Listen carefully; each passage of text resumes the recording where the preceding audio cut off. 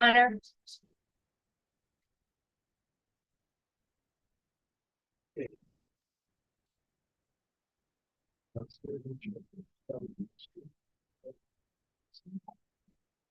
Doesn't look like the stream is very good. No, we're on my hotspot, but the IT guy, we're not getting anywhere. Is there somebody there has he assessed it, or? He says he's working on it, but he hasn't been back here, but I guess maybe, we thought maybe he had reset the modem, but Rachel's not on, so we're on. It's like we lost you again, so. Yeah. Guess we're gonna stand in recess until we can figure out the IT problems at the jail.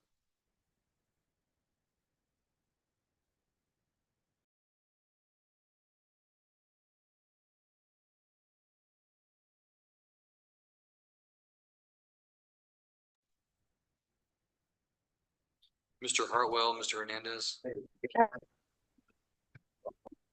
Yes, sir. Yes, sir. I've got Johnson County Jail here for Jose Rodriguez, but I haven't seen Mr. McBride. Patty, is Mr. McBride out there at the jail? So he was here by Zoom, since his defendant was in Johnson County. I'm sorry, you're breaking up pretty bad. I couldn't really make any of that out. Say that again.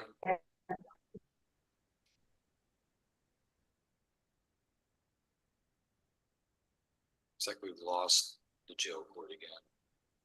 Hang on, you guys hang tight for just a second. You can turn that off. I'm gonna see if I can get Mr. McBride to go join on his phone outside or something, okay? Yes. Yes, sir.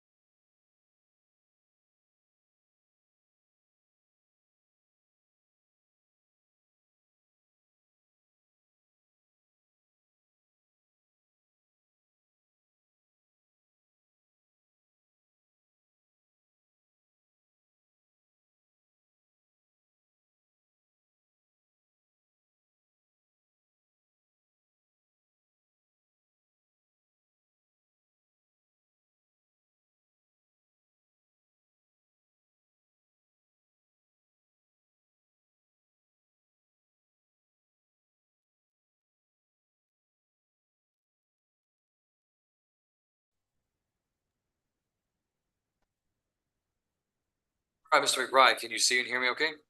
Yes, sir, I can sneak in. I'm in the Lamar County Courthouse, so I'm going to sneak into a room that seems to be unused. We'll see. Yes, sir. Thank you, sir. All right, and Mr. Rodriguez, can you unmute your device there?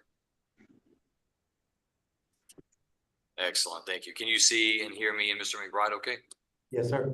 All right, thank you. All right, this is cause number CR 18-503, State of Texas versus Josue Rodriguez. This is a hearing on the motion to revoke. And for the record, Mr. Rodriguez is appearing in custody from the Johnson County Detention Center. Any announcements, Mr. McBride? Yes, sir. We worked very diligently with the state to come up with an offer that we thought would be workable, and it turned out it wasn't something that the defendant wanted to accept. And so this needs to be a contested hearing, and as soon as I knew, I notified the state that it was going to go from an agreement to a contested hearing. And they said, Mr. Hartwell explained that they would need time to get their officers there. And of course, we don't oppose that. That's absolutely right. And so we'll continue to work together, but it'll be working together toward a contested hearing, making it most efficient for the court. Okay, well, we weren't going to do a contested hearing today anyway, because this is not a contested docket. So what I'll do is I'll set Mr. Rodriguez for the contested motion to adjudicate or a revocation hearing on January 23rd. And Very good. that'll be at 1:30. Very good. Thank you, Judge. May I say something? If you have a question for your attorney, I would say that you should talk to him in private.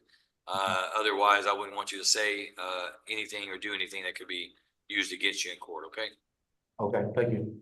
Mr. McBride, can you contact your client out in Johnson County and address any question he has? And Yes, absolutely. if you want to, I can put you all in a private room right now and y'all can have it. Okay, Do that. that'd be great. Thank you, Judge. All right, so Mr. Rodriguez, in just a moment, it's going to prompt you to join another room, and when you do, it'll just be you and Mr. McBride.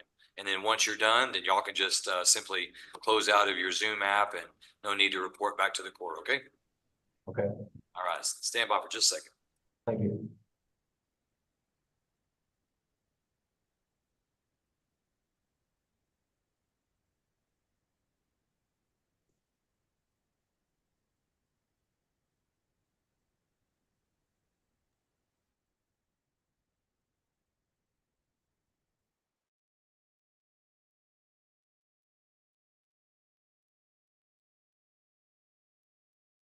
All right, Mr. McBride and Mr. Rodriguez are in a breakout.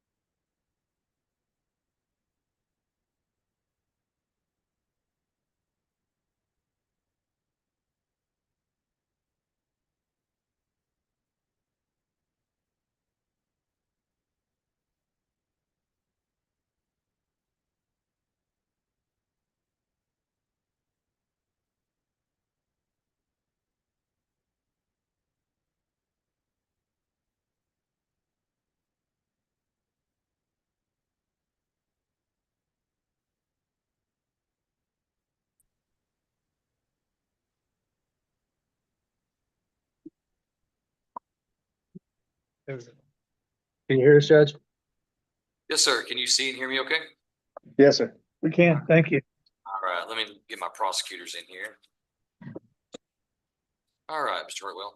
All right, this is cause number CR 22-67, State of Texas versus Mr. Robert Gerard. Is it Gerard or Gerard? Gerard, yes, sir. Gerard, all right, I'm sorry. I probably said that one way one time and all the other times said the other way, so I'm sorry about I that. knew you were talking to me.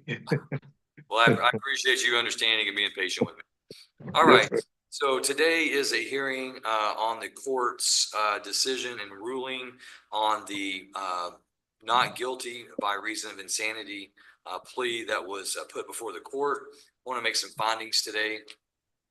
Court finds that on November 26th of 2024, the case was called for trial. The state appeared by her criminal district attorney and the defendant appeared in person and with counsel, Mr. Doug Lowe.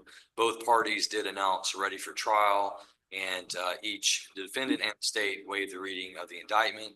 The defendant and defense counsel and criminal district attorney agreed in writing to waive a jury in this matter and to submit this issue to the court. The court having consented to the waiver of the jury herein and it appearing to the court that the defendant was and still is mentally competent. At this time, the defendant then entered his plea of not guilty by reason of insanity. Thereafter, the court heard the evidence adduced by the state and the defendant in stipulations and also the testimony of Dr. Lampley. And after hearing the arguments of counsel and the evidence, the court finds beyond a reasonable doubt that the defendant committed the conduct as alleged in the charging instrument, the indictment. Further finds by a preponderance of the evidence that the defendant was insane at the time of the offense. So it is therefore ordered that the defendant is found not guilty by reason of insanity of the offense of murder and is hereby discharged from all further liability upon the charge which has been tried herein. The court further finds that the offense involves conduct that caused death and serious bodily injury to another person, and that the defendant used a firearm to commit the offense. The court makes an affirmative finding today that a deadly weapon was used in that offense. It is therefore the order of this court that the defendant be committed to the maximum security unit of North Texas State Hospital, Vernon campus, pursuant to Article 46C.251 of the Texas Code of Criminal Procedure for a period not to exceed 30 days. It is further ordered that an examination of the defendant's present mental condition be conducted and a report filed with this court within 30 days. It is further ordered that a transcript of all medical testimony received in the criminal proceeding, together with a statement of the facts and circumstances surrounding the offense, shall accompany the defendant to the North Texas State Hospital. The court orders that the following information be forwarded to the facility: the complete name, race, and gender of the defendant, any known identifying number of the person, including social security number, driver's license number, and the defendant's date of birth, a statement of the facts and circumstances surrounding the alleged offense, and the parties' stipulations filed herein. It's the order of this court that the sheriff of Van Zandt County is ordered to deliver the defendant without delay to the maximum security unit of North Texas State Hospital, Vernon. The defendant is remanded to the custody of the sheriff so that he can carry out the transport of the defendant to the state hospital. It's further ordered that a transcript, I think I've already mentioned that the transcript of medical testimony forthwith with the defendant in this matter for their evaluation.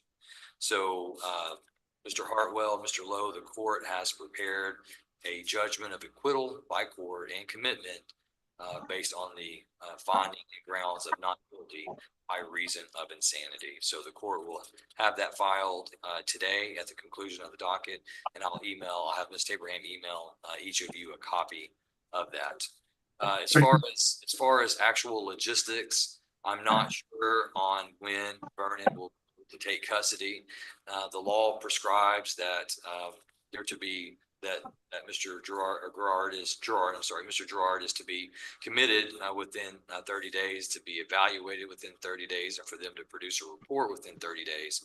However, I know that there's also a waiting list to be placed on there. I'm not sure if that's different when it's pre-trial or competency evaluation versus a not guilty acquittal by reason of insanity. So we'll figure that out as we go, but I'm going to go ahead and forward this judgment to the sheriff, and they'll be in contact with the state hospital, and I'll make sure that the court keeps both Mr. Lowe and Mr. Hartwell. We'll keep y'all in loop on everything with regards to Mr. Gerard. Thank you, sir. You're welcome. Mr. Lowe, anything further from the defense? No, sir. Robert and I had a kind of a rough start, but I think once he got medicated, he's been very easy to deal with and has been a real gentleman to me, and I appreciate that, Your Honor. Thank the court. Thank you to the court for helping me out through the whole process. You're welcome, Mr. Gerard. And I'll say, Mr. Lowe, that Mr. Gerard and I got off to a rough start too, way before he was medicated. There was a time that I didn't know what kind of relationship me and Mr. Gerard were going to have. Crazy. So I'm glad to see that he is. I mean, he's looking very healthy. It's good. It's good to see him this way because I've only seen him the other way, and so Yes, sir. it's good to see the true you, Robert. Yes, sir. So glad to see that. So Yes, man, delight, Judge. Thank That's you all for right. everything. yeah, you're very I welcome. didn't save you no turkey though. I ate all that turkey. That's all right. I'm not going to hold that against you. I'm not going to hold that against you. Well, Robert, do me a favor. I'm going to get this paperwork sent, and once you are transported over to Vernon, just continue taking your meds and doing Yes, sir. everything that you know to do is right. And Yes, sir. hopefully it'll just keep getting better for you from here on out. Okay. Yes, sir. Thank you. Thank you, Your Honor. And have a Merry Christmas and Happy New Year, Judge. Merry Christmas to you, Mr. Gerard. Thank you, Mr. Lowe. Anything further from the state, Mr. Hartwell? Nothing further, Your Honor. Thank you. All right. Thank you, gentlemen. Y'all have a good day. All right. sir. Thank you too. Do I take this? No, just leave that if you don't mind. Thank you. Yeah, you're good, man. Good. I'm good. I'm glad you're doing good. Yeah. Come on down, Amber. Mr. Schmidt, I appreciate you letting us use your technology. No worry. All right, who would you like to call first? This is Amber Gregson, CR 23, 182 and 183. All right, and Miss Gregson is set for docket call today. That's correct, Judge. We asked to set Ms. Gregson for a plea on your next criminal docket. Okay, I do have as early as January 7th, and then I've also been setting you for the 21st. January 7th will be fine. Thank you. All right, court sets Ms. Gregson and cause number CR 23, 182, 183 for plea court on January 7th at 1:30.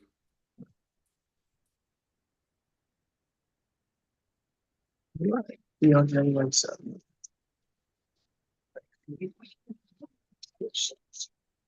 Stephen. All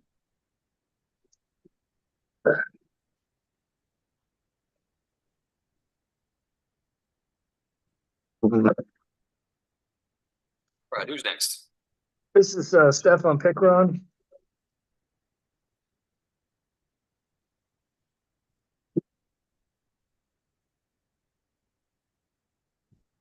All right, this is cause number CR 24-28, State versus Stefan Arkell Pickron, and we're set for a docket call. That's correct, Judge. We'd asked to set for a plea on that January 7th docket. All right, court sets Mr. Pickron then for plea before the court January 7th at 1:30.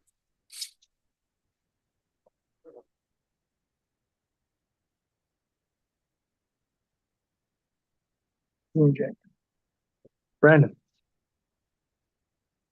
Court calls cause number CR 23-158, CR 24-206, State of Texas versus Brandon Ashley Creel. Mr. Creel is set for status on competency today. Correct, Judge. Previously, as the court is aware, Mr. Creel was found incompetent to stand trial. Mr. Creel has been receiving medication. I've spoke with him. I believe his condition is vastly improved. I'd make an oral motion if I can to have him reevaluated for competency so that we can get him off that status. And if you need a written motion, I'd be happy to file. Any objection from the state? No objection, Your Honor. Thank you.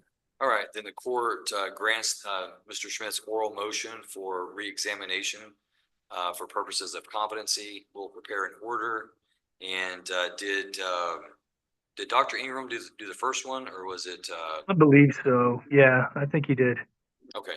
All right. Court will ask Dr. Ingram to re-examine Mr. Creel, and we'll get another competency evaluation. Did you want to set a date or? Yeah, let's go ahead. Let's go ahead and set this for January. Actually, let's set it for February 11th. And then that way it'll give Dr. Ingram some time. I'm not sure if he's available now during the holiday. So February 11th at 1:30. Gotcha.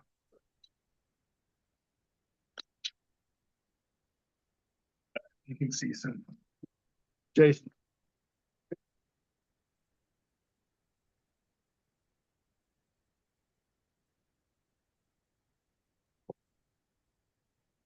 This is Jason McDonald. This is.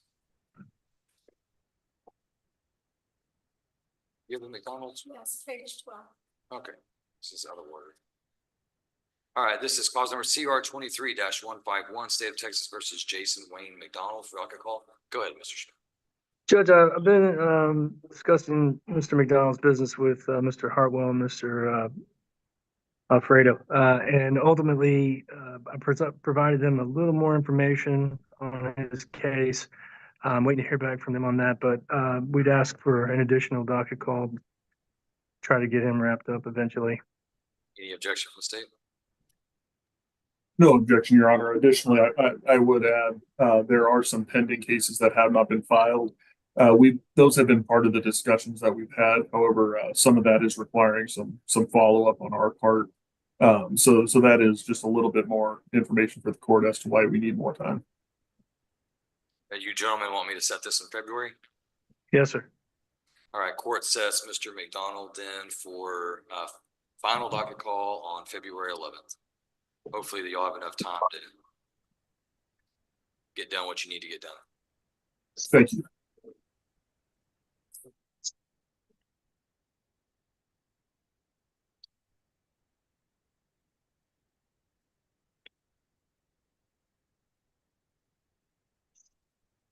No, I'm not. You can call. Yeah, thanks. Yeah. Thank you. Charles.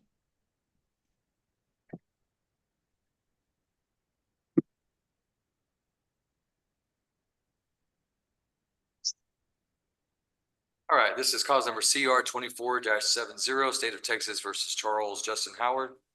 Go ahead, Mr. Schmidt. Judge, we're prepared to enter a plea before the court.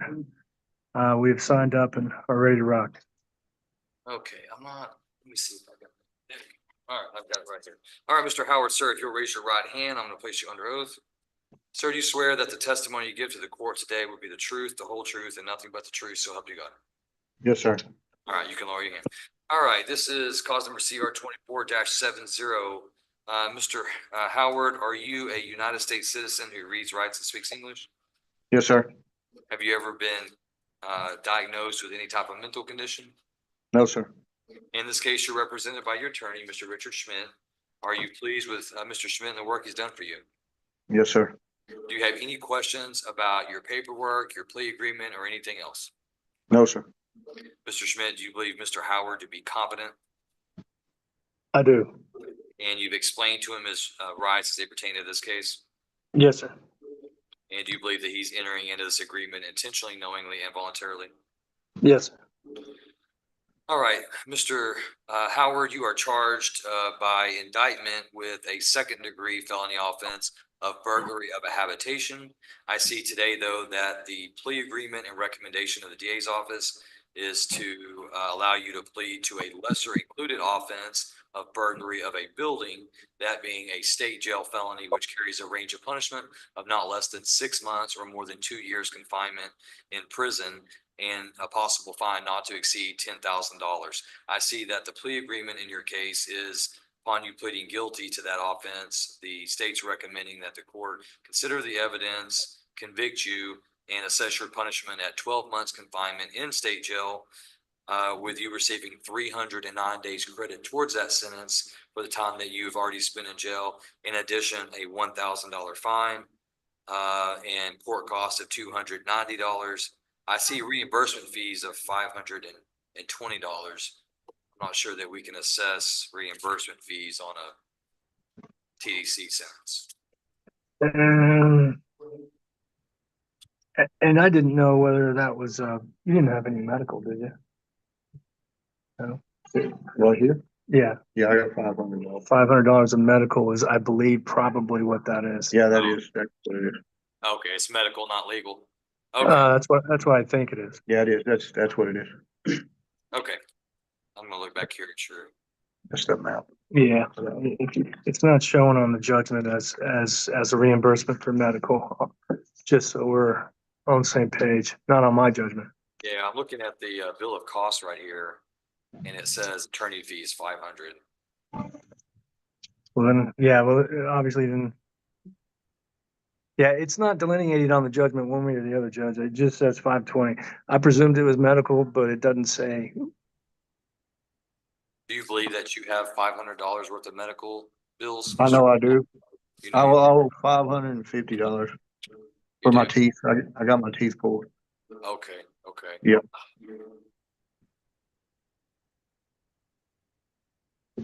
But they usually take that off our commissary. I'm not sure how that works. You know, it's 520 on here, so you may not have much. I don't know, but either way, we.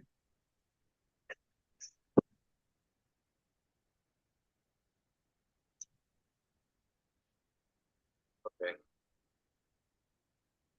Do you have any objections to going forward as stated, Mr. Schmidt? We have no objections going forward as stated, Judge, and ultimately the judgment will need to be corrected, I guess, to show that that's indigent medical. And we have no objection to that as well. Okay. All right, so kind of going back to where we were, Mr. Howard. So those are the terms: $1,000 fine, $290 court cost, $520 reimbursement fees. That's your understanding of the plea agreement? Yes, sir. Okay. All right, then, having explained both the range of punishment and the plea agreement to you, Mr. Howard, I would ask you at this time, how do you plead to the lesser included offense of burglary of a building, a state jail felony? Guilty. And are you pleading guilty to that crime because you are in fact guilty of committing that crime? Yes, sir. And Mr. Howard, has anyone pressured you to plead guilty here in court today? No, sir. All right, then the court will accept the defendant's plea of guilt at this time. Mr. Schmidt, any objection to the stipulation of evidence? No objection. All right, stipulation of evidence is admitted and the court does take judicial notice of the defendant's judicial confession. Anything further from the state? Your Honor, only that the state has reached out to Ms. McCreary, the victim in the case, including sending restitution documents, and has not received a response to those. So state is in compliance. Thank you, Mr. Hartwell. Anything further from the defense, Mr. Schmidt? No, sir. All right, then the court will consider the evidence.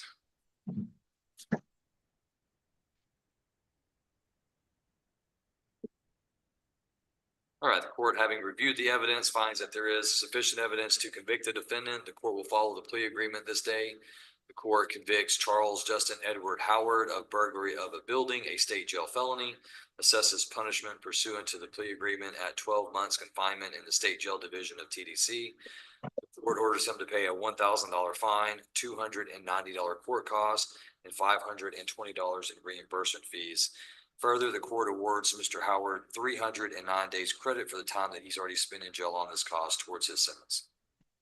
Mr. Howard, you hereby remanded to the custody of the sheriff so he can carry out the terms and conditions of the sentence. Once you are released from custody, then you need to come up to the courthouse and make arrangements to pay your fine, court cost, and reimbursement fees, okay? Yes, sir. And you know what happens if you don't. You're gonna get a capious pro fine, and then we go through this same song and dance, and you're sitting in jail, and you don't want to be, and we don't want you to be, okay? Yeah, I think we went through that before, so I think, yes, sir. All right, Yes. so, you know the right thing to do, so just come up and figure out a payment plan, we'll work with you. Yes, sir. All right, have a good day, sir. Step over to be fingerprinted. Trouble.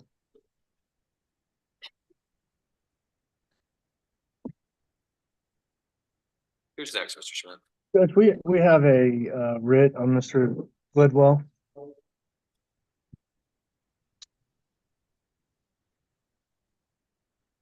right, this is writ number WR 24-50. Joshua Allen Glidwell. Is it Glidwell? Yes, sir, Gledwell. Glidwell versus State of Texas. Do you want to take testimony from Mr. Glidwell? I will. I'll call Mr. Gladwell. All right, Mr. Glidwell, if you'll raise your right hand, I want to place you under oath. Sir, do you swear that the testimony that you give the court today will be the truth, the whole truth, and nothing but the truth, so help you God? Yes, sir. All right, I find that you are being called for the limited purposes of, is this a probable cause or bail, Mr. Schmidt? It's bail, Judge. All right, you're being called for the limited purposes of bail. Go ahead, Mr. Schmidt. Thank you. Please state your full name for the record, please. Joshua Allen Gladwell, Spell that last name for us. Glidewell. And where do you normally live, Mr. Gladwell? Grand Saline. Do you have an address in Grand Saline? Yes, sir. Could you give that to us? So 119 Mm-hmm. Van Zandt County Road, 1830, Grand Saline, Texas. And at that address, who lives there besides yourself? Dolores Gladwell. And is that your wife? My wife, yes, sir. All right. And you were arrested on the charge of injury to the elderly on October 25th of this year. Is that correct? Yes, sir. And your bond is currently set at $25,000. Have you been able to post that bond of $25,000? No, sir. And we're here today on a writ asking that the judge reduce that bond to an amount that you can make. You understand that, right? Yes, sir. And before we get started on all the other information, is there an amount, if the judge were to reduce your bond, that you think you could post? A reasonable amount. I mean, if he reduced it to 10,000, could you make that bond? Yes. So you think $10,000 bond? Now, you would have conditions of bond. I think that the arrest alleges your biological father as the individual who was involved in this. Is that correct? Yes, sir. He does not reside at that house. Is that correct? Yes, sir.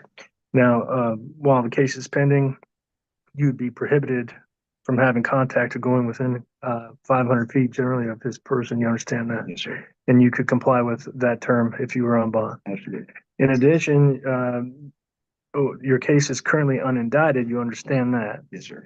If your case is ultimately indicted by a grand jury, you will be required to travel back and forth to make your court dates and meet with your pretrial release officer. Do you understand that? Yes, sir. Do you have reliable transportation and the ability to do that? Absolutely.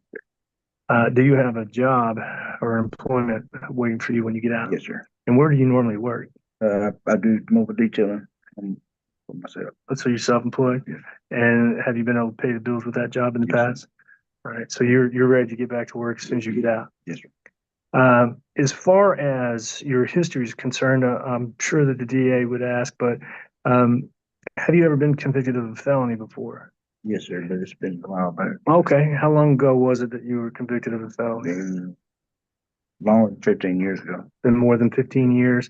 And do you know, was it in the state of Texas? Yes. And was it a violent offense or was it a non-violent offense? I believe it was a drug charge. A drug charge, okay. And during the pendency of that case, if you can recall, were you ever charged for failing to appear for court? No, sir. And did you make it to all your court dates as scheduled? Yes, sir. Can you assure the court that if the judge were to grant you a reduction in your bond, that one, you could make it to all your court dates, and two, that you would be in compliance with all of the bond conditions that he would impose on you? Yes, sir. I'll pass the witness, Judge. Mr. Hartwell, your witness. Thank you, Your Honor. See, Mr. Glidewell, you've also been convicted of theft offenses, haven't you? Sure. And family violence offenses? I believe so, yes, sir.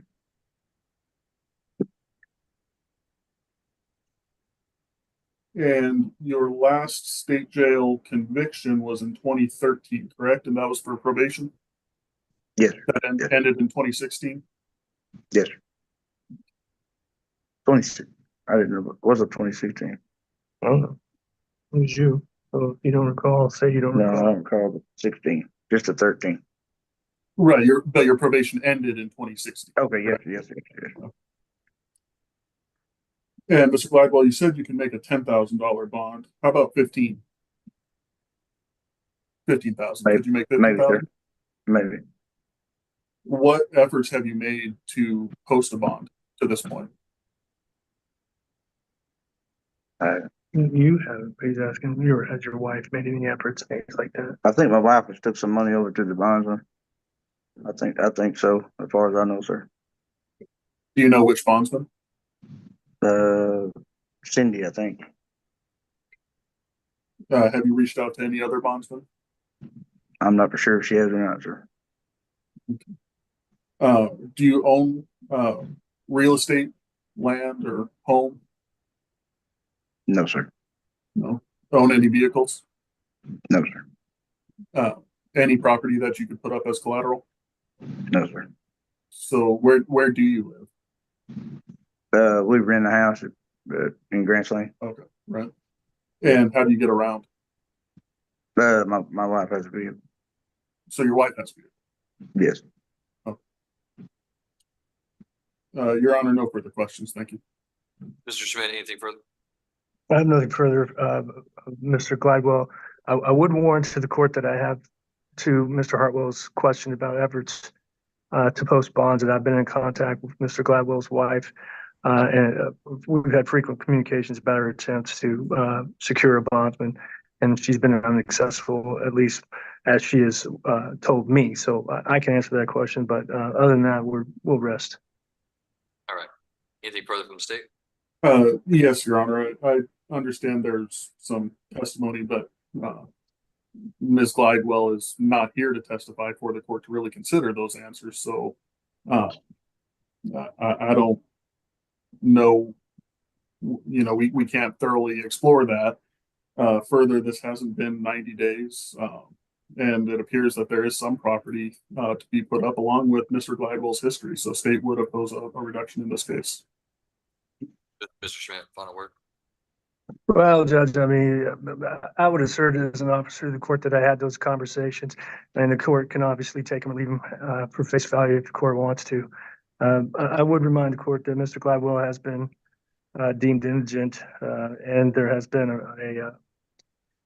search by this court to determine his indigency status. So at this point in time, based on the nature of the charges, it's been roughly not quite 60 days. He's unindicted.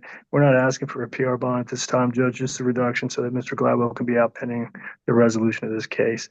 That's all. And you said, Mr. Schmidt, with regards to the alleged victim in this matter, that he would be able to maintain compliance with any pretrial release condition, that he would not be around the alleged victim. And I believe That's correct. that it was his father. That's correct, Judge. The alleged victim is his father. He does not live in the same residence, and he has no reason to be in contact with him. Okay. All right. The court's going to take the evidence and the arguments under advisement, and I'll issue a ruling at the conclusion of the docket. Thank you, Judge. That's all I have. All right, go over there. What do you want to do with our technology? Well, let me bring in Henderson County. I believe that you have Oh, that's right. I still have yeah. one more. Mr. Part Wilson. of this game. We'll try to bring you I in. do. I'll be here all day. I don't care. I ain't got nothing to do. You can bill that phone out to the county. Oh, you can't afford it, Judge. No, you're right. I just asked you to hold the check. All right.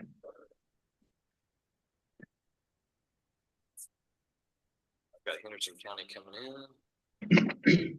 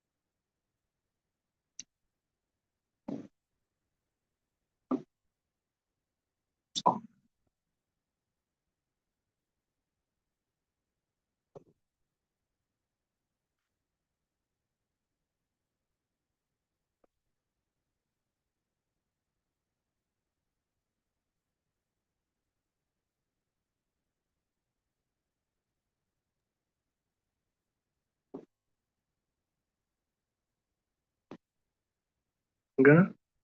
They're in. I'm just asking them to unmute and start their video. Mr. Wilson? Yeah. For Mr. Wilson for I'm sorry, Judge. I'm talking to your coordinator at the same time.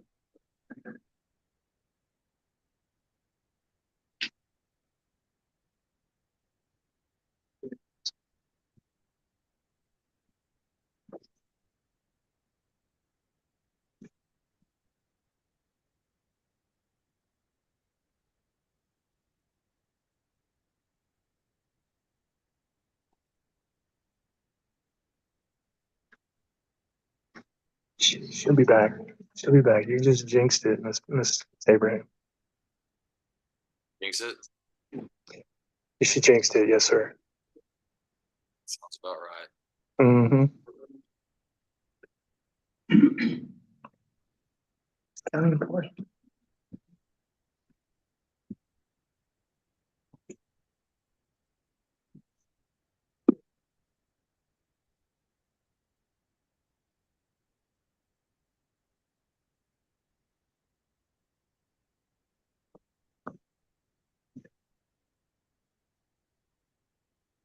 Is Ms. Abraham within earshot?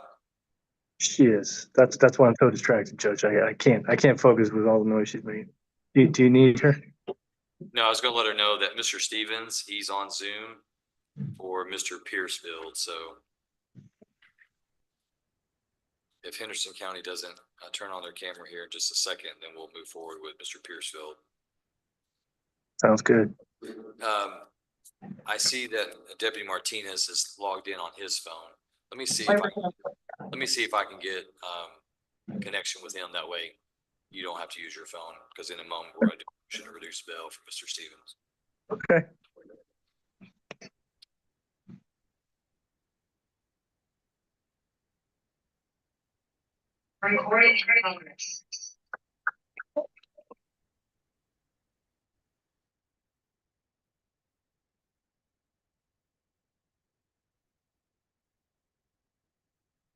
Patty, can you turn his phone horizontally? There you go.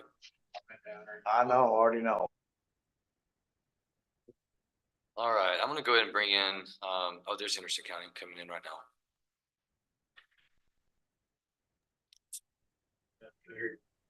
Can you hear me, sir? All right. Yeah, yes, sir, Mr. Wilson. Can you see and hear me? And you're Yes, down. sir, I can. Thank you. Excellent. All right, good afternoon. This is cause number CR 23-83, State of Texas versus Preston Mitchell Wilson. Mr. Wilson, you're appearing via Zoom today from the Henderson County Detention Center. I also have your attorney, Mr. Schmidt. I don't know if you can't see him, you may have to move left or right. I can see him. I can see him. Excellent. Okay. Yes, sir. All right, Mr. Schmidt, go ahead.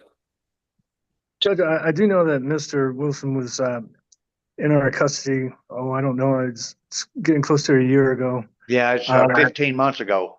Hang on, Mr. Wilson. Let Mr. Schmidt talk. Go ahead. Anyway, Judge, I presume 15 months sounds about right. He was taken into custody and I believe some of the charges, including the one that he's currently indicted on in this county, there's some overlap and the feds took possession of his person. And I haven't physically seen him since then. I know this case has been carried on the docket ever since, awaiting either the resolution of the federal detainer or the DA's office decision on whether to proceed. They had, Mr. Hartwell can speak to this better than I can. They have not made an assertion one way or the other to me whether they intend to proceed. I presume they do, but either way, either we can, if the state wants to proceed with Mr. Wilson's state case, I'd ask to have him bench warranted over so that we can do that. And I can meet with him in person. Other than that, I would defer to the state. Mr. Hartwell? And Your Honor, at this point, it is the state's intention to continue with the state's case. I haven't received any information that our case was subsumed into a federal case or anything like that. So at this point, state would be proceeding. All right, and Mr. Wilson, I want to ask you some questions just related to your federal case as far as, do you have a federal defense attorney either appointed or retained? Yes, sir, I do. Who is that? Kenneth Hawk. Kenneth Hawk, okay. And have you been attending federal court appearances? Yes, sir. It's I am currently waiting my final sentencing. I mean, I'm looking at 108, 135 months. Do you know when your next court date is? No, sir, I don't. I'm thinking probably February or March. That's everybody. We're here for 2 years minimum. Usually that's what it looks like before we ever get to court. Okay. And so, Mr. Hartwell, you've indicated that you do not believe the state case is impacted anyway by the federal charges that Mr. Wilson is on? That's my understanding, Your Honor. Okay. All right. So there's a request to bench warrant him. You join that request, Mr. Hartwell? Yes, Your Honor. Okay.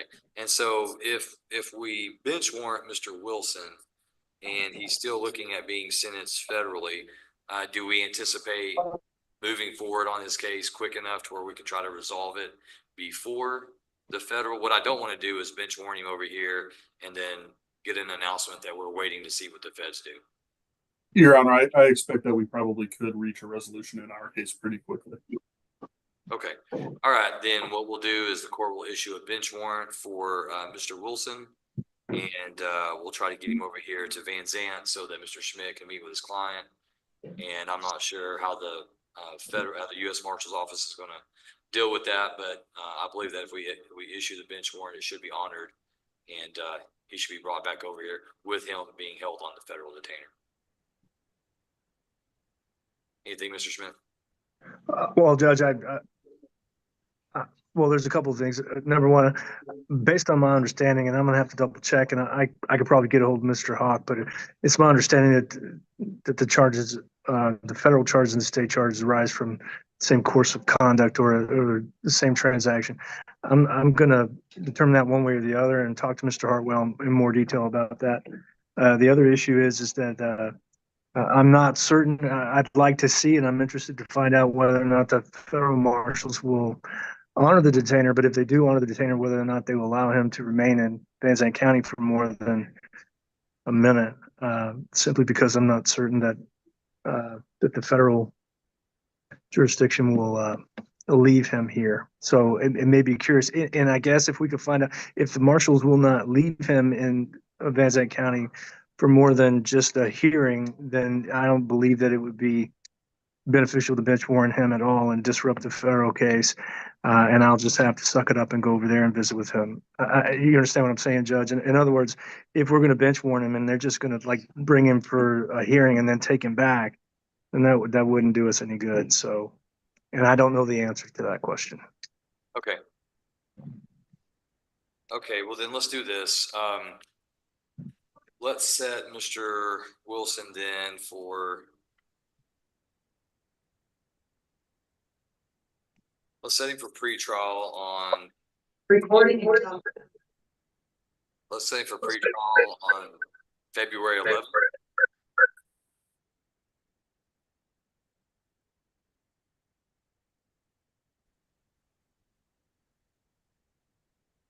All right, let's set him for pretrial on February 11th.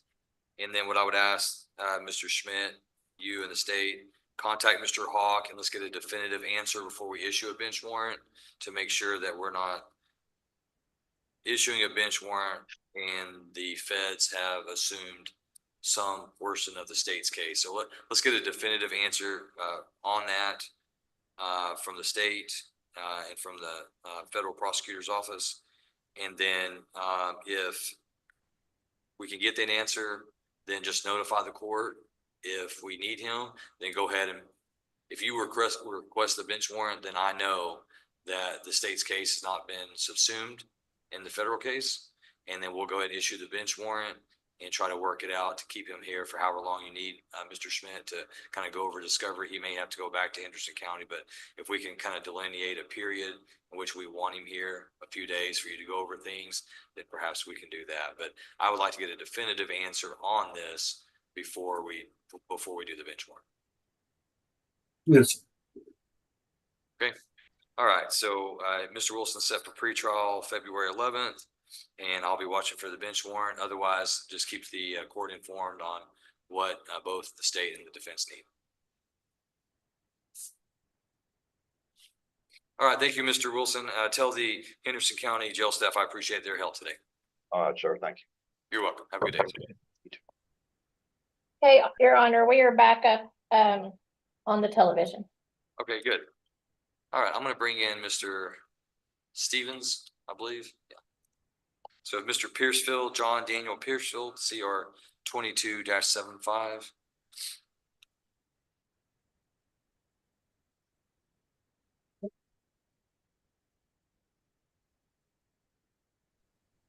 Judge, can you hear me? Yes, I can, Mr. Stevens. Good afternoon. How are you? All right, Judge. I'm doing good, sir. How are you today? Oh, I'm doing great. Doing great. All right. I've already called Mr. Piercefield. He's up. We're going to call him for CR 22-75. And I believe that this is Mr. Piercefield's motion to reduce bail, correct? Yes, sir, it is. All right. Would you like to call your client for purposes of bail? Yes, sir, I would. All right. Mr. Piercefield, sir, raise your right hand. I'm going to place you under oath. Do you swear that the testimony you give to the court today will be the truth, the whole truth, and nothing but the truth, so help you God? Sir. All right. You put your hand down. During your testimony, just speak up loudly and clearly so everyone can hear you, okay? Go ahead, Mr. Stevens. Thank you, Your Honor.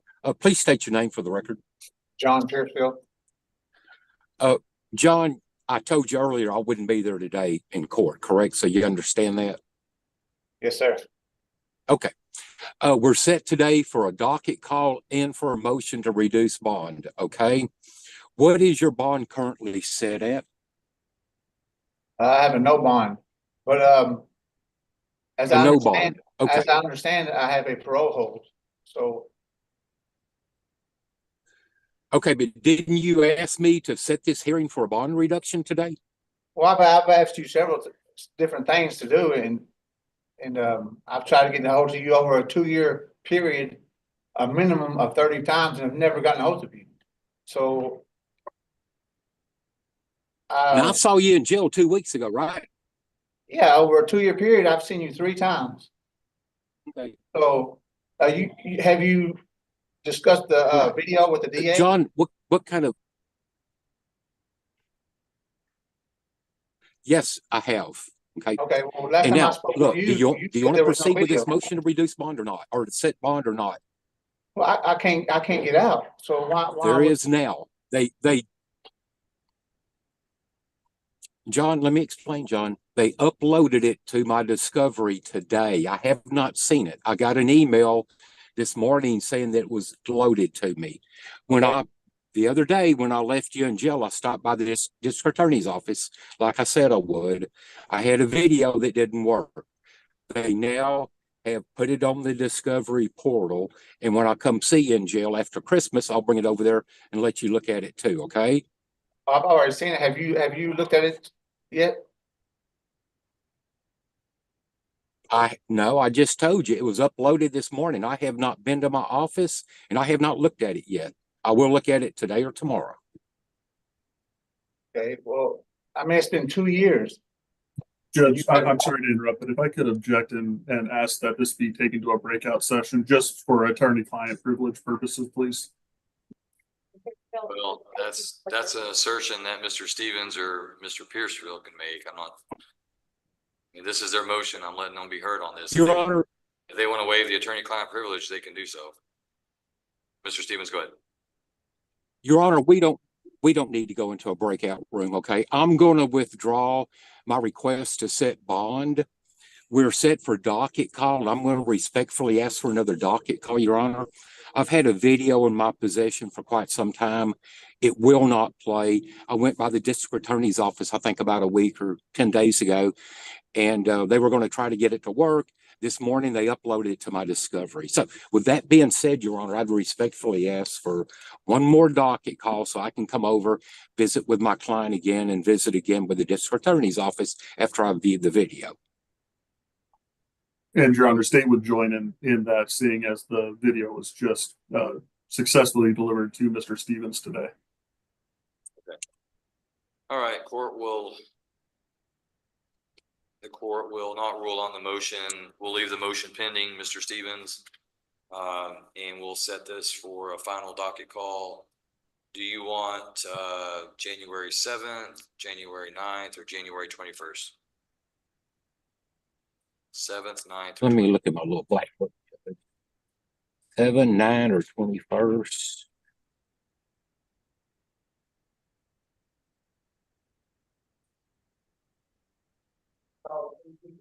Your Honor, can we do it on the 9th? Yes. All right. Court sets Mr. Piercefield in for a final docket call January 9th at 1:30. Court will also take up the motion to reduce bail if it's so urged at that time. Yes, sir. Thank you, Your Honor. I appreciate it. You're welcome. Anything else, Mr. Stevens? All right. No, sir, that'll be it. Just, I want to tell my client that I'll come see him after Christmas and show him the video. Okay. All All right. right. Say something, Mr. Stevens? Sure. Okay, so is there a parole hold on me? I don't know. You told me there was. Okay, well, I don't know. okay. Never mind. I know there is. I didn't know. Thank you. All right. Thank you. You want to come try to see me before then? Because the I'm last going to week come you see you. haven't showed up. I'm going to come see you after Christmas. I'm out of town all next week, so it'll have to be after that. So you're not for sure? I'm for sure I'm going to come see you after Christmas. Like I said, I can't tell you an exact date because I'm out all next week. You haven't showed yet on. I'll come see you after. Listen, I'll come see you after Christmas, John. Okay. All right. Thank you, Mr. Piercefield. Thank you, Your welcome, Honor. Stevens. Have a good day. Thank you, Your Honor. You're welcome, sir. You too, sir. All right, Ms. Tabraham, that's all that we have on the docket for this afternoon? Oh, No? no, we got about. Oh, 5 no, yeah, we still have Mr. Bingham, When we have Mr. Manning, Mr. Man, and yeah, for Mr. Aguado, Mr. Shaw. All right, Mr. Cook. Okay, did you say Mr. Cook? uh-huh. Where's that? I don't He's see it. the one that had the information filed and they asked to put for a plea today. Oh, did you write that one in? I wrote it on mine. I thought I wrote it this morning. Maybe I didn't. I did on Miss Grisham's. CR 24-297. Hang on, let me write that down on my docket. CR 24, what? 297? 297. It's an information for a plea this afternoon, was what I was told. What, last name Cook, first name? Deivan. David? David? Yeah. Deivan. Deivan Cook. Information. Is that going to be a plea today? Mr. Yes, Harwell? Your Honor. Do I have the, okay, I got the plea papers right here. There we go. So I believe our last 3 are pleas. We are waiting on Mr. Bingham to arrive. Mr. Manning left when we were having all the technical issues. He is going to get on Zoom in we were told in just a minute. He's already gone over all his papers. They're already all signed and he had to go to Kaufman Court, so. Okay, so he'll be, so Mr. Bingham on Mr. Garza, and that's a plea. Let me see. And Mr. Shaw and Mr. Cook are pleased with Mr. Manning. Do I have the plea papers on Mr. Garza? I don't see those. I've got plea papers for Bobby. We've not I just received them. We haven't printed them yet. Can we? Oh, we can't. Okay, we're gonna try to do something to get them printed. Okay. Mr. Hartwell, Yes, sir. can you go ahead and tell me the terms of the plea for Mr. Garza? I'll go ahead and write that down. It'll save us a little time later. Yes, Your Honor. It's going to be 1244A with 90 days to do. Today being the first day, so I don't know the credit number offhand or the total number. I can pull that up though. You said it's gonna be a 90-day sentence, and then he's gonna have credit, or he's actually gonna have to serve, Andy? Not 90 days to do. So he's got credit for 78 days, and he will have 90 more. Today being the first day of that night. So it'll be 168 days? Yes, sir. All right, so 168 days. Credit for 78. Credit for 78. Gotcha. And then just the balance of financial obligations, which comes out to. That's okay. I'll just say Okay. balance of financial, and it'll be in there. So 1244A, and it's still going to be PCS lesson 1. 1244A, 168 days, 78 days credit, balance of financial obligations. Excellent. Yes. Perfect. Thank you, sir. And then we also have Mr. Aguada for arraignment. Yep, I see that. And then Mr. Shaw on the plea. Are we having any kind of victim allocution on Mr. Shaw? Not that I'm made aware of. No, Your Honor.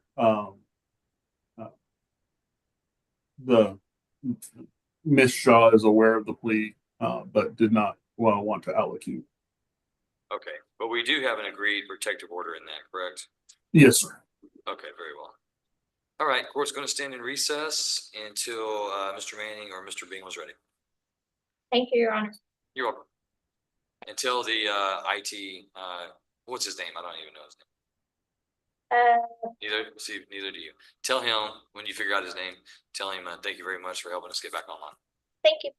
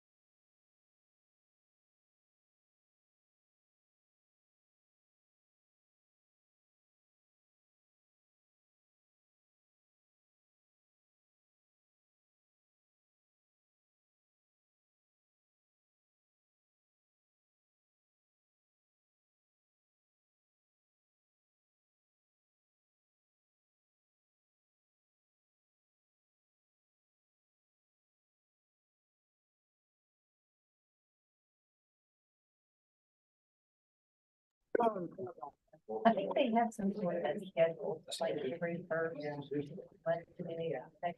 day of the month.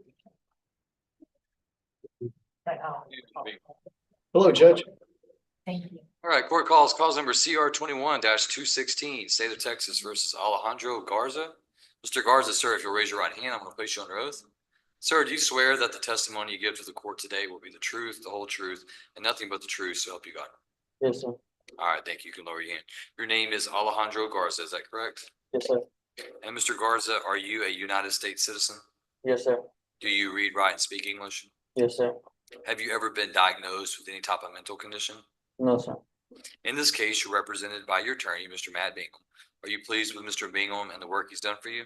Yes, sir. Do you have any questions about your plea agreement or anything else before we go further? No, sir. All right, Mr. Bingham, do you believe Mr. Garza to be competent today? He is competent. And you've explained to him his rights as they pertain to this case? We have. And do you believe that he is entering into this plea intentionally, knowingly, and voluntarily? He is. All right, Mr. Garza, you are charged by indictment with a state jail felony offense of possession of a controlled substance in penalty group 1, less than 1 gram. However, I see that the recommendation from the DA's office as part of your plea agreement today is for you to plead guilty to a lesser offense that is termed a 1244A offense with a recommendation of 168 days confinement in the county jail, with you receiving 78 days credit towards that sentence. And you also being ordered to pay the balance of your financial obligations. Is that your understanding of the plea agreement? And this is a plea true, is that correct? It is. It is a plea of true, and he's prepared to enter a plea of true to counts 1 through 9, and that he is the same person previously placed on probation. He was placed on probation October 1st, or excuse me, I have to go back and look, but he's been previously placed on probation. He violated for 5 years deferred, and then violated that probation. Let me pull that up for you.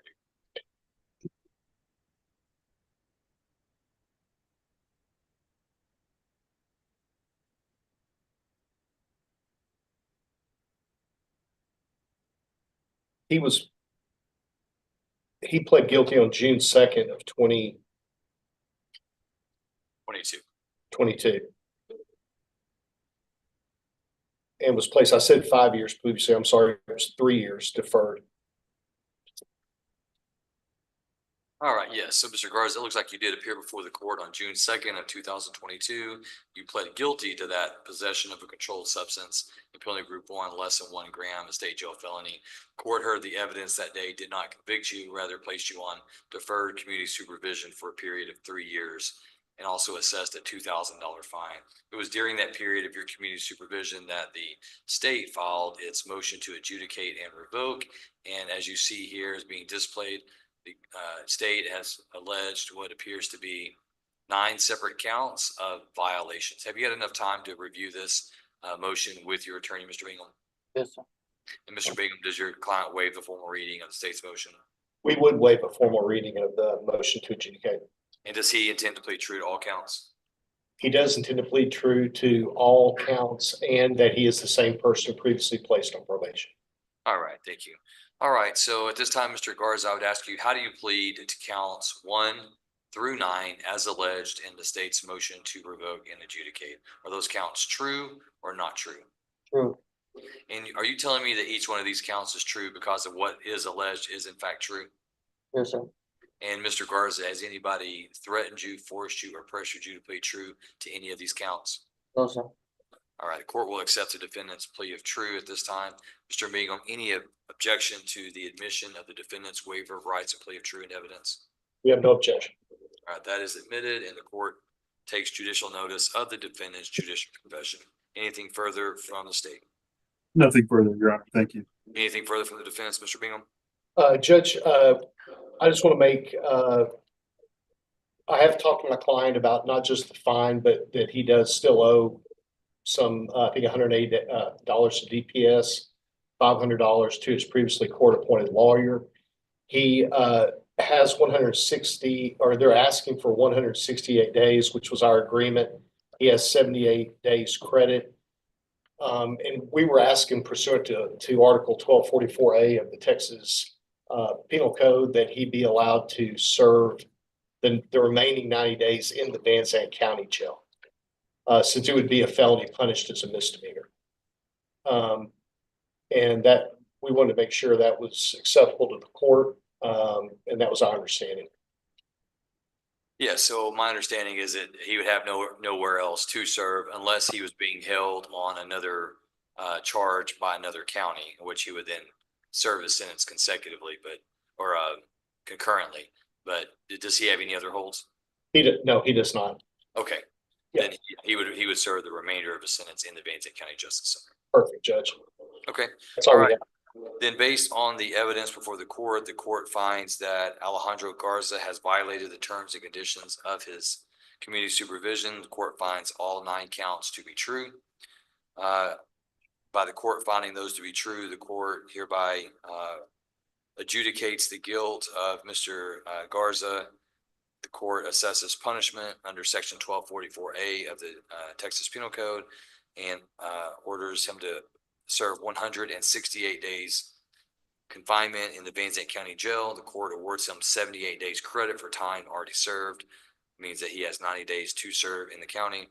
And the court orders him to pay the balance of his financial obligations, which means, Mr. Garza, when you do get out of jail, make sure that you come to the courthouse and go to the clerk's office, the district clerk's office, and ask for a payment arrangement if you cannot pay all of your fines and fees at once, okay? They'll give you a payment arrangement, you make payments on that, and we'll work together. If you don't make payments or you don't report, then the court will issue a capias profile, which is a warrant for your fees.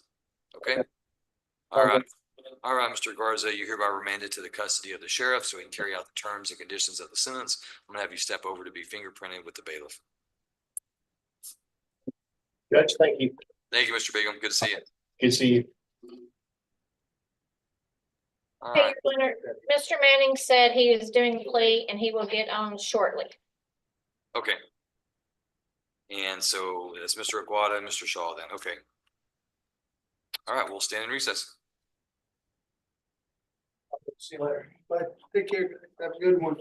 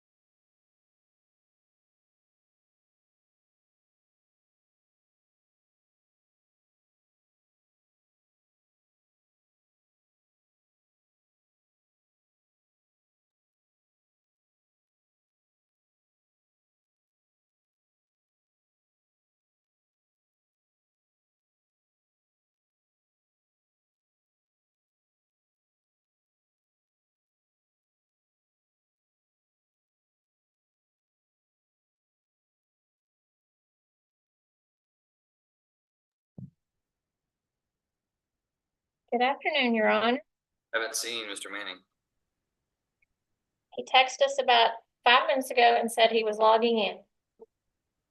Okay, haven't seen him yet. Well, guess we'll wait.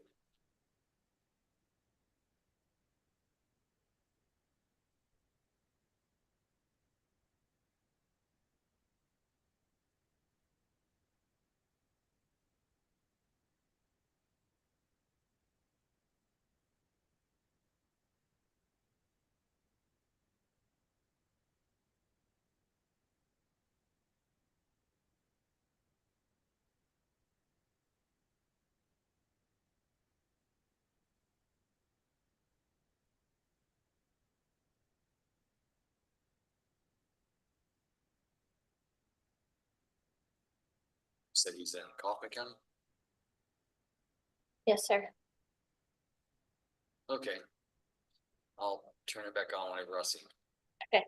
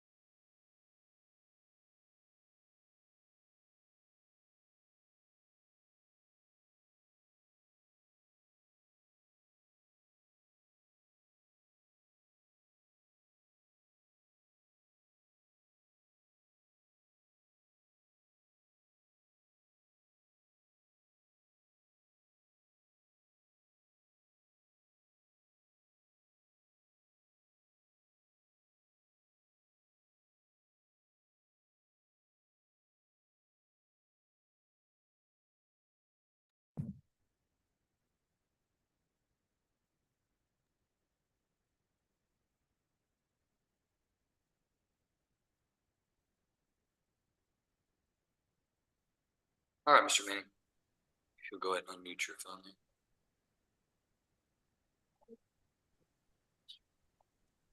All right, court calls, cause number CR 24-297, State of Texas versus DeIvan Rashawn Cook. All right, Mr. Cook, this is a plea today. Mr. Manning, can you see and hear us okay? Judge, I can see and hear all participants. Well, I can see all participants, and Yeah, we have a problem, Mr. Manning. I don't know if you can move around to find better service, but your video and audio is breaking up. okay. How is that? See, it still seems a little bit slow, but it's better than what it was. Yes, sir. We'll give it a try. All right, you said you could see and hear everyone okay? Yes, Judge. Okay. All right, Mr. Cook, sir, if you'll raise your right hand, I'm going to place you under oath. Mr. Cook, do you swear that the testimony you give to the court today will be the truth, the whole truth, and nothing but the truth, so help you God? Yes, sir. All right, you can lower your hand. Your name is DeIvan Rashawn Cook, is that correct? Yes, sir. And Mr. Cook, are you a United States citizen who reads, writes, and speaks English? Yes, sir. Have you ever been diagnosed with any type of mental condition? No, sir. In this case, you're represented by your attorney, Mr. Jonathan Manning. Are you pleased with Mr. Manning and the work he's done for you? Sir. Do you understand everything that you have read and signed as part of your plea agreement? Yes, sir. Is there anything that you do not understand or any questions you have before we go forward? No, sir. Mr. Manning, do you believe your client to be competent today? I do.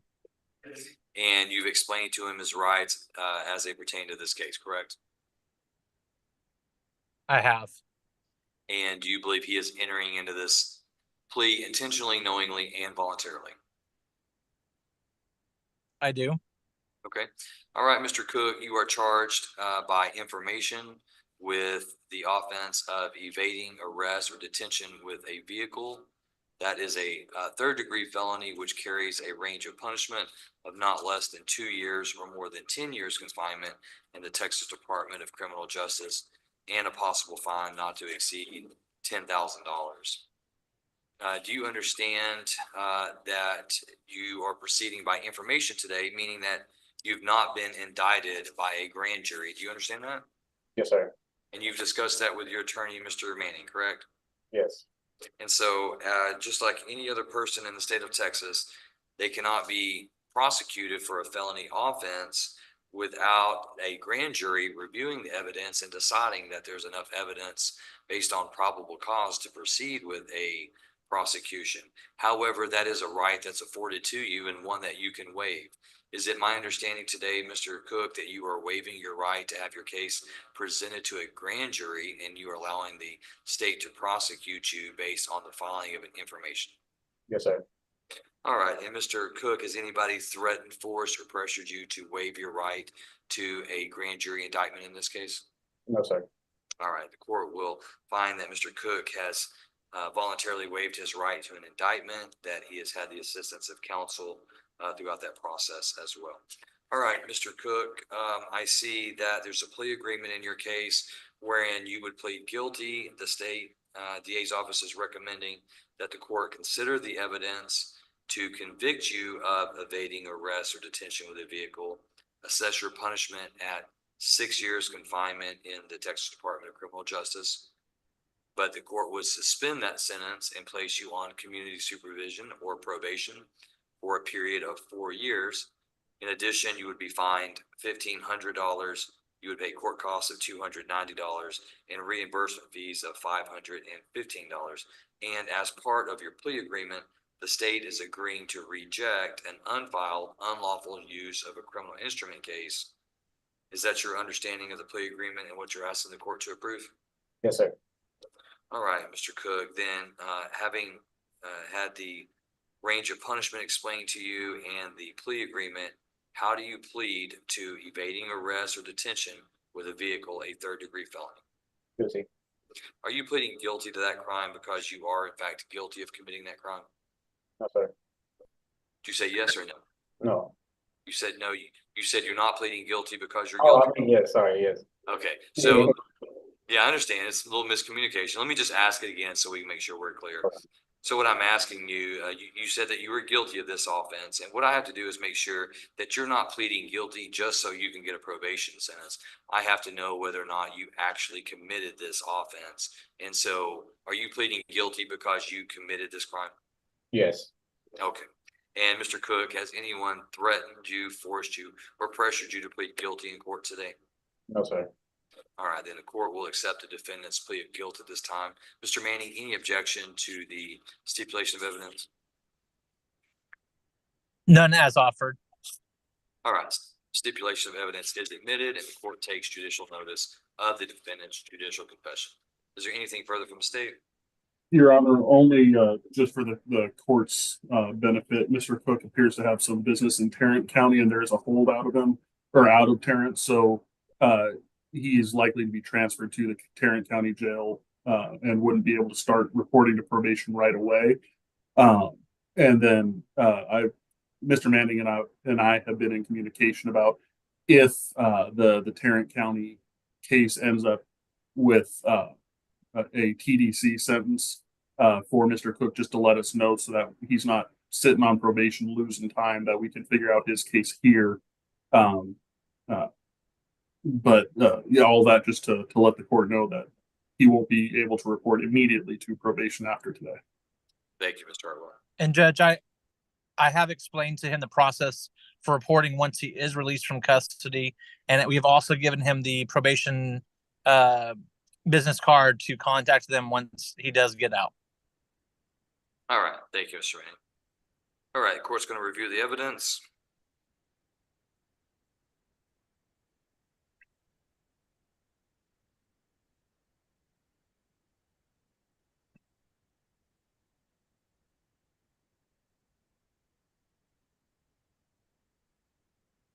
All right, the court having considered the evidence, the court will follow the plea agreement and the recommendation of the DA's office.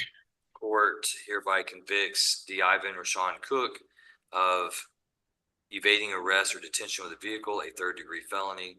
The court assesses his sentence at 6 years confinement in prison. The court will suspend that sentence today and place him on community supervision for 4 years. The court assesses a fine in the amount of $1,500.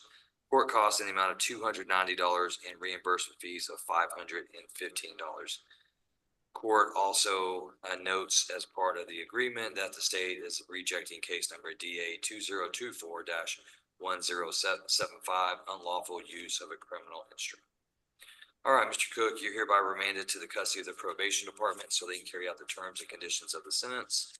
I'm gonna have you step over to be fingerprinted with the deputy, and then the probation officer may give you more information. Okay, thank you. You're welcome, sir.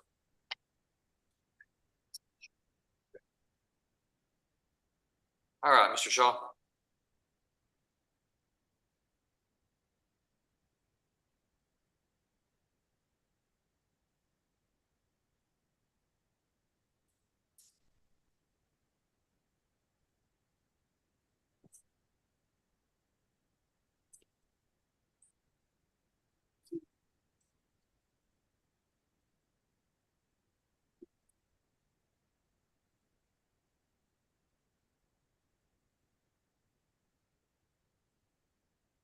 All right, this is cause numbers CR 23-118, CR 24-29, CR 24-30, CR 24-175.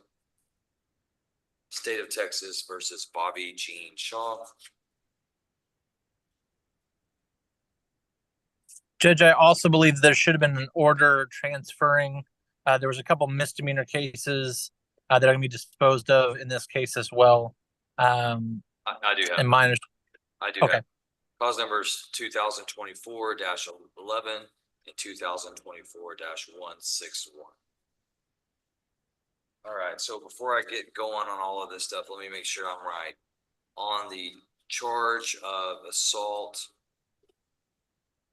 by impeding circulation or breath of a family member, a second-degree felony, he's pleading guilty. The state's recommendation is 15 years in prison, $100 fine, court costs, reimbursement fees, 242 days credit towards that sentence.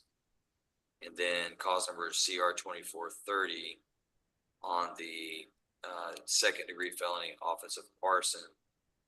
Recommendation is conviction, 15 years in prison, restitution in the amount of $1,294.40, with the DA's office asking the court to dismiss under section 1245 and evading arrest, aggravated assault with a deadly weapon, criminal mischief ×2, ×3, actually criminal mischief ×3, and then a lifetime protective order for the victim in this matter.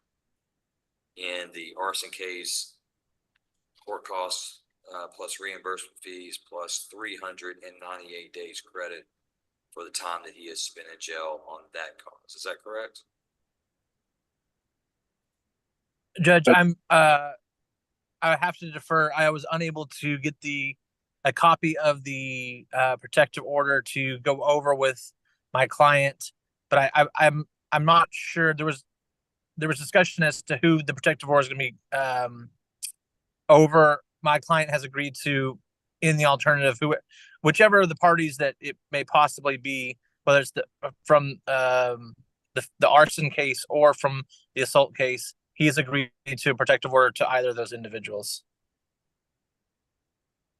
And Your Honor, I'm sorry, Mr. Hernandez is more familiar. He'll speak on this one.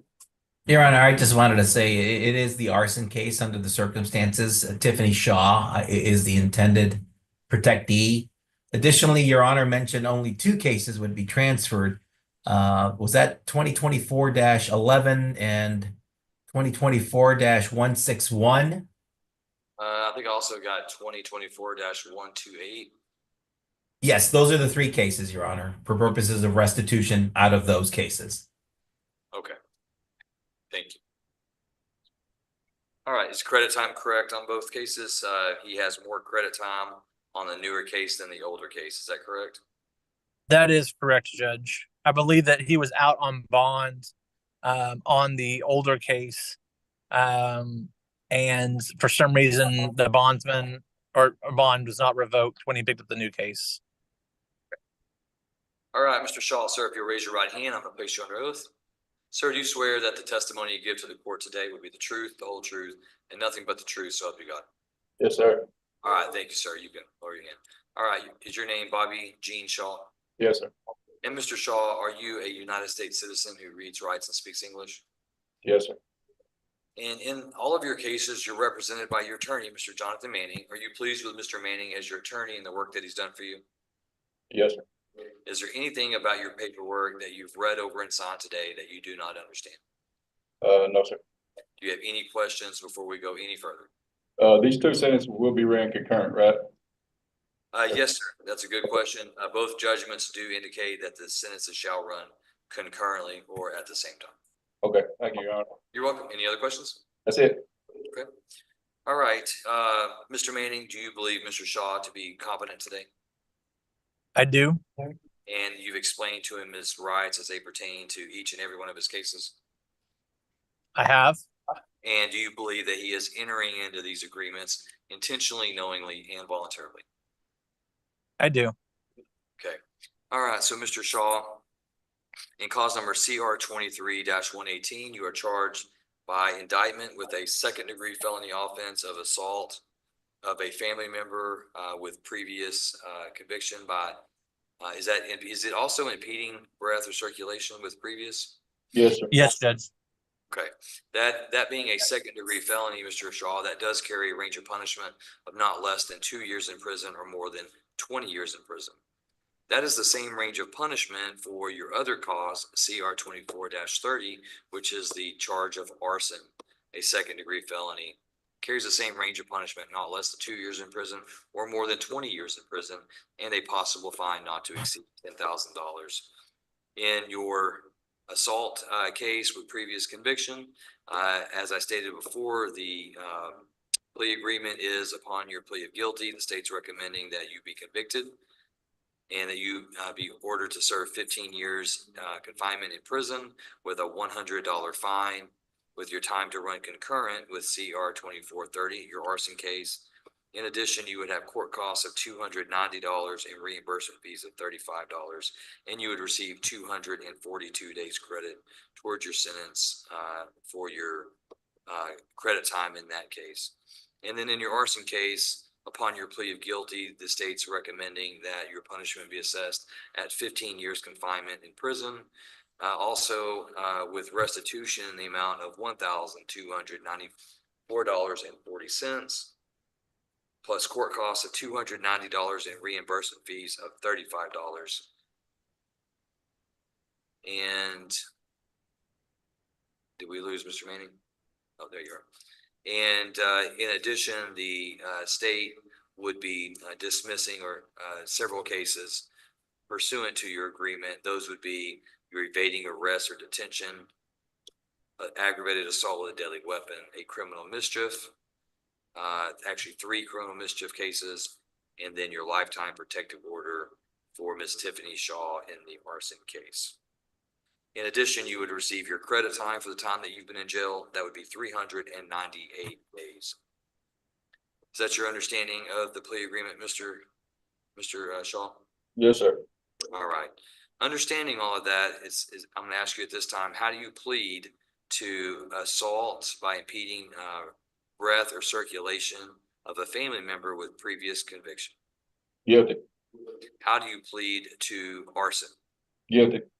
Are you pleading guilty to each one of those crimes, Mr. Shaw, because you are in fact guilty of committing each crime? Yes, sir. And Mr. Shaw, has anyone threatened you, forced you, or pressured you to plead guilty to either of these crimes? No, sir. All right, then the court will accept the defendant's plea of guilt at this time. Mr. Manning, any objection to the stipulation of evidence? Judge, no objection is offered. Okay, then the court admits the stipulation of evidence in each case respectively. Is there anything further from the statement? Yeah, Your Honor, just for clarification's sake, I don't know at what point the court would need, or if probation would need the parties to whom restitution would be owed. Let's see. Judge, that's on the judgment next to your signature block. Yeah, it's on the 3rd page of the arson judgment with restitution being, well, okay, yes, it says owed to the Wills Point Fire Department and Nicholas Chitty and to Kyle Hooten. So That's correct. Okay. All right, anything Nothing further? else, Your Honor. Thank you. All right, and Mr. Hernandez, I'm assuming that you've been in compliance with the victim notification and that the victims are supportive of the state's recommendation and plea in this case? We have been in compliance, and yes, they are supportive, Your Honor. Thank you. Thank you, Mr. Hernandez. Anything further from the defense, Mr. Manning? Nothing from defense. All right, and if the court didn't say it for the record, the court does take judicial notice of the defendant's judicial confession. All right, then the court's going to briefly review the evidence in each case.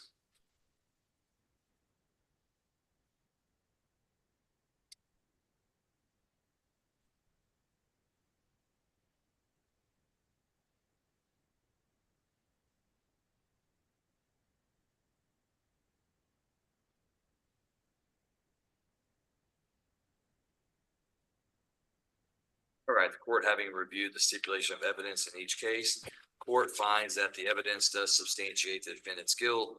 Court will follow the plea agreement and recommendation of the DA's office today.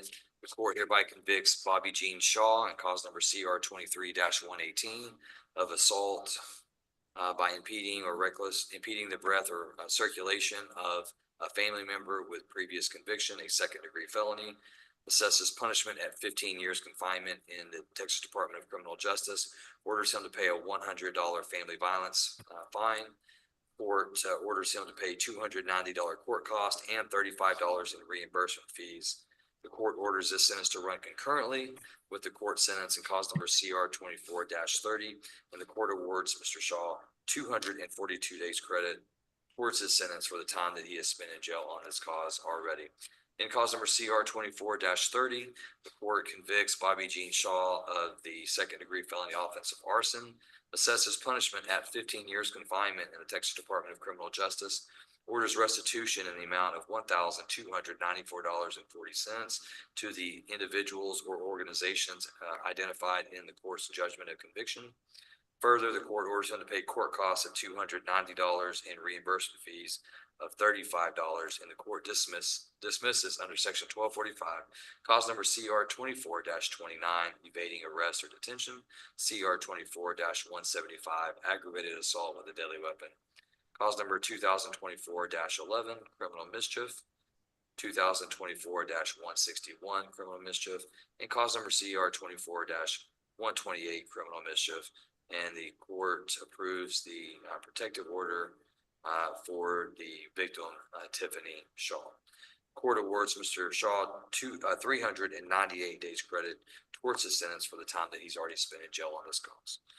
Mr. Shaw, you're hereby remanded to the custody of the sheriff so he can carry out the terms and conditions of the sentence.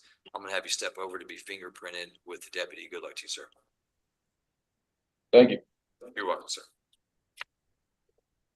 Anything further, Mr. Manning? Yes, Judge, I believe we have an arraignment.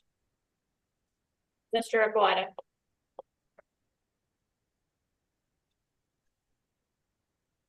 This is cause number CR 24-252, State versus Jesus Aguada IV for arraignment. Court has appointed the Honorable Jonathan Manning as counsel for Mr. Aguado on the court's finding of indigency. And are you ready for arraignment, Mr. Manning? Yes, Judge. My client's name is spelled correctly. He understands the charge against him as well as the range of punishment. At this time, we're pleading not guilty and request to be set on the pretrial docket. All right, court finding that Mr. Aguado, having waived the formal requirements of arraignment, enters his plea of not guilty into the record. The court now sets this matter for pretrial hearing. Mr. Manning, do you want to set this in February? Or do you want it in January? The next Thursday available would be January 9th. Didn't know if that was too quick, or we could do February 13th. Judge, I am anticipating being in trial that next week in January. So if we can set him to the February date, that would be preferable. All right, court sets Mr. Aguada for pretrial hearing on Thursday, February 13th at 1:30.